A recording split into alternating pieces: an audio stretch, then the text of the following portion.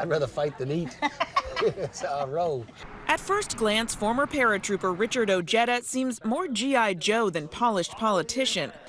But watch him work the room at Jim's Steak and Spaghetti in Huntington, West Virginia. I'm a teacher. I was just wanting to get my picture right with you. Do you care? Let's do it. This is how voters are responding to a Democrat running for the House in an area where more than 70% voted for Trump. Tomorrow is a test of their support as voters here and in several red states go to the polls in the first big day of primary voting. You don't have to have a lot of money. Democrats say their best bet to reclaim Trump supporters is with candidates like Ojeda. It's called getting back to the basics of being what a real Democrat is, taking care of the working class citizens. How you doing? He too voted for Trump, but says the president hasn't kept his word. What do you make of what you've seen? I mean, it's been a circus. Put your cell phone away. Be president. Kick your kids out of the Oval Office. Surround yourself with real intelligence. Now he's out to sway his fellow Trump supporters. We're a big fan. Well, To outstanding. go blue. Y'all heard that? Big fans.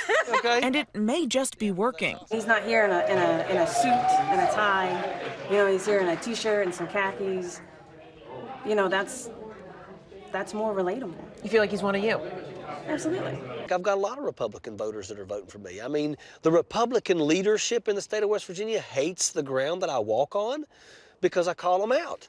But just a few hours away, a controversial Republican is taking a page straight out of Trump's playbook. We're now in one of the smallest counties in all of West Virginia, on our way to meet one of the biggest names in this state, Don Blankenship. He's the former head of Massey Energy, and he's now running in one of the most competitive Senate races in the entire country, using it to launch a comeback. But he's also sparking outrage. Hi, I'm Don Blankenship. In his latest ad, he made this racial remark about the family of Mitch McConnell's wife, Transportation Secretary Elaine Chao. Swamp Captain Mitch McConnell has created millions of jobs for China people. In fact, his China family has given him tens of millions of dollars. This only adding to Blankenship's already sullied reputation. I'm neither despicable, mentally ill, or a moron, or a bigot. He just served a year in prison, found guilty of conspiracy to willfully violate mandatory mine health and safety standards after a 2010 explosion at one of his company's mines killed 29 people. But he says he did nothing wrong and blames the government.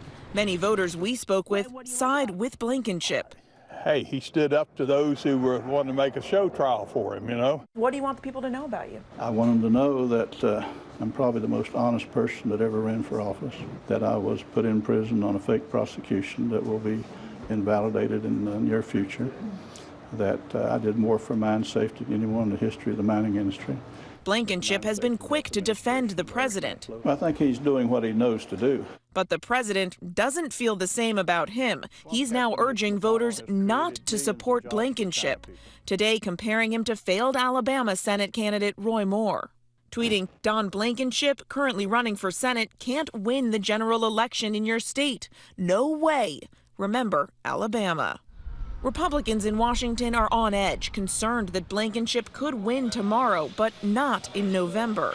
And with a narrow one-seat majority in the Senate, that's a risk Republicans don't want to take. Voters here told us they're not waiting for any one politician or industry to save them. So we're now in Beckley, West Virginia. This is the heart of coal country. It's a part of the state that's lost a lot of jobs in recent years and now is kind of split. They're trying to salvage some coal jobs, bring back new ones, but also trying to find ways to innovate, to bring in new jobs. That was used to scoop the coal. Bird White, the county commissioner, tells us West Virginians themselves are the state's best resource. Very talented people. They just need a chance. They just need a job. That entrepreneurial spirit alive in this school where former miners are trading coal for HTML coding. As the world around us expands, we need to expand and bring in this technology. A seventh-generation miner, Billy Jack Buzzard, now spends his days above ground, building websites for companies around the country for about the same pay. He says he doesn't miss the old family business. What has it meant for you to all of a sudden learn these new skills? It's amazing. I mean, to be able to know that I don't have to rely on coal. I keep asking myself, I'm really getting paid to do this. For Nightline, I'm Mary Bruce in West Virginia.